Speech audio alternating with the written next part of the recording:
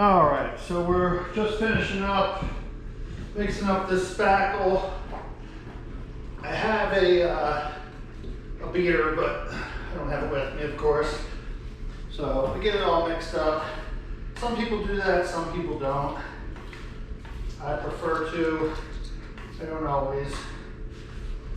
So we'll wipe that off. It's just a piece of PVC.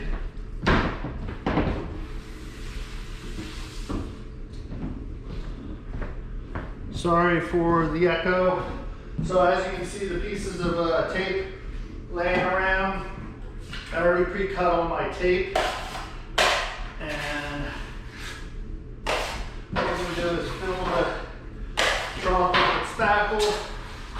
I always scrape the edges of the bucket because if you don't do that and then it dries, it gets crusty, then you get crust in your spackle.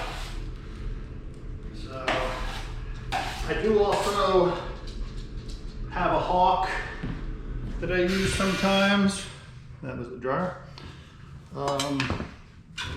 So I use, this is a 12-inch hawk. Sometimes I use that. And then I use a 6-inch knife with a trough. Some people say you should tape with a 4-inch. I've been doing this for 35 years and I think the 6-inch works fine.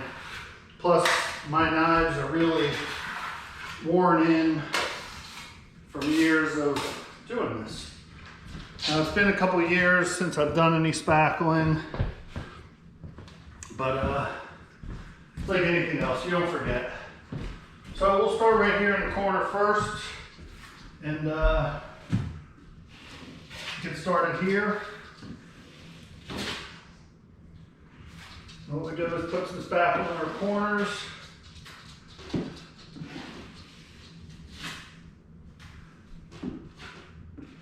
Put it on pretty good and heavy. There's a little bit of variation in the new sheetrock and old sheetrock, which is kind of typical. Then what we do is we stick this in here into the corner. I already pre-folded it. And then what you want to do is get the spackle out from behind the tape so you don't have any bubbles.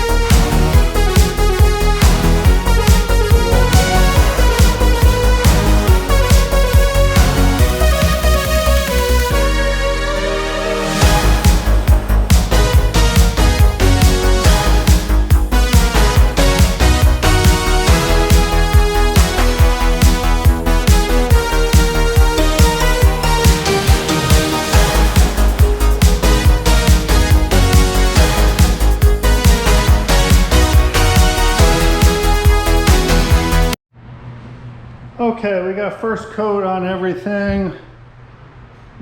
Got a couple more coats to do a little more feathering. But like I said, probably 2, maybe 3 more coats. Probably, hopefully 2. Depends on the high spots and low spots when we get it feathered. So I just wanted to show y'all what it looks like with 1 coat on it. And like I said, don't try to get it crazy smooth. Don't work it too much, because it's going to shrink up anyway. So, and also just wanted to show you, when you are done spackling, clean your tools. You know, if you're just doing a little bit, you know, a lot of times you can just, you know, wipe it off. But this, I just take a scrubby, takes 2 minutes literally, but it makes all the difference in the world keeping your tools clean. So I did forget in here, so I hit that.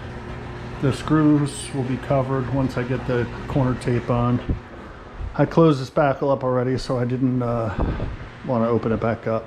But all right, well, we will pick you up on the next end of the project. I'll probably show you after next coat, and next coat we really start smoothing, you know, feathering out. So these seams, they're about 8 inches now. By the time I'm done, they'll probably be close to 2 feet feathered. So I'll show you quickly on the second coat and then on the third coat. And like I said, I might have to do a touch-up coat after that, but generally three to 4 coats. I mean, like I said, the professionals usually do it in 3 coats, but if you're working with all factory seams, it makes all the difference in the world. When you're repairing, it's a lot more difficult because nothing's straight.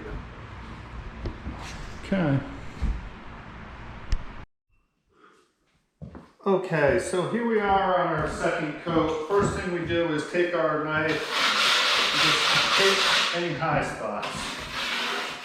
That way it gets any high spots.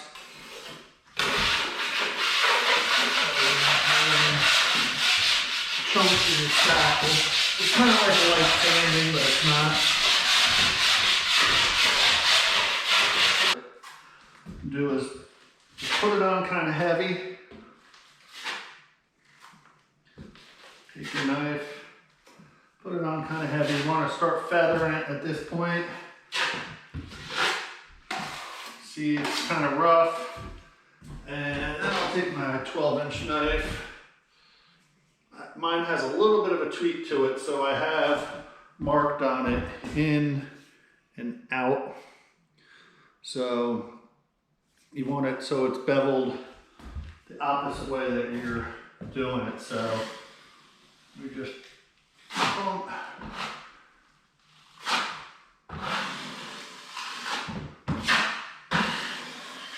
all we're doing is feathering the edges and getting more spackle on it. Now it's not quite perfect by any means yet, but it's much better.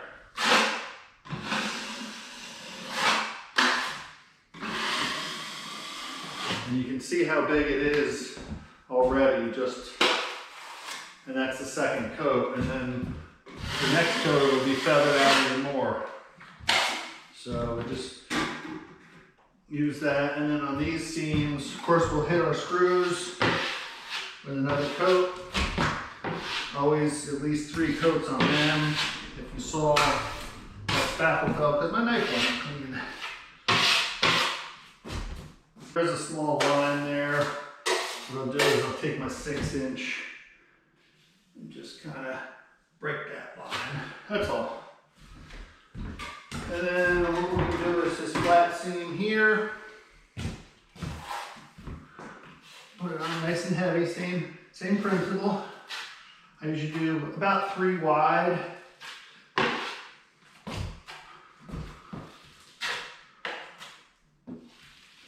Alright, so this is the third and final coat. We're going to do a quick scrape down, like on the last one, just get any high spots off.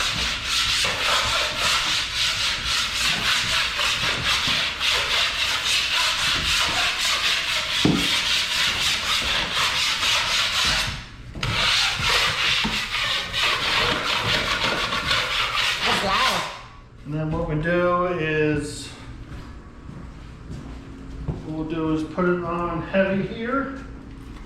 Look out, Daisy, you're gonna get spackle on you again. See how wide it is? About 16 inches now. We want it probably 2 foot or so. So what we do is put it on kind of heavy still.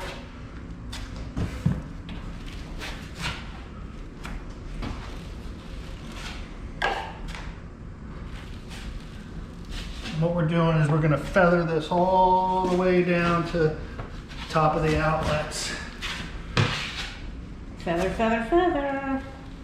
Isn't spackle just so much fun? And a lot of people just do On the third coat, just do a skim coat. Plop.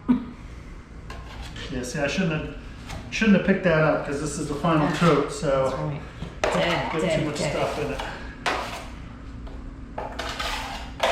Like I said, keep the trough clean, keep the knife clean.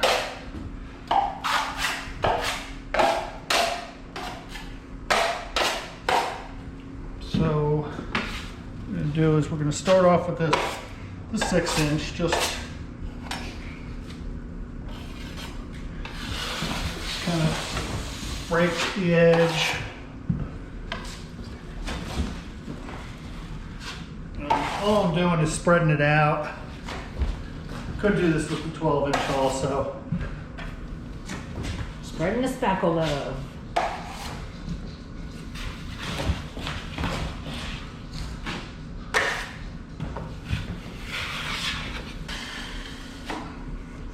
Once I'm done with the rest, I'll look at it, and the next coat, I might just touch up a few little places that are bad, especially on the corners, but that's about it.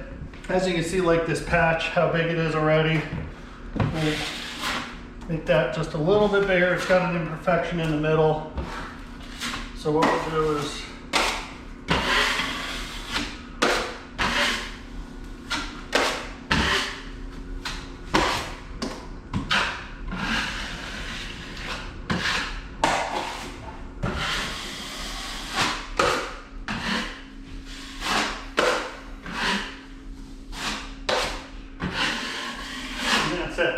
so that was like a 7x7 patch, and that's what it's feathered out to be. Like I said, when everything dries, I might do a little touch up on the edges, but probably not. And then we'll probably just sponge it. So that concludes our spackle. I'm not gonna bore you with the rest. That should be it, and pick you up on the next project. Don't forget, if you like content, like and subscribe. Peace out.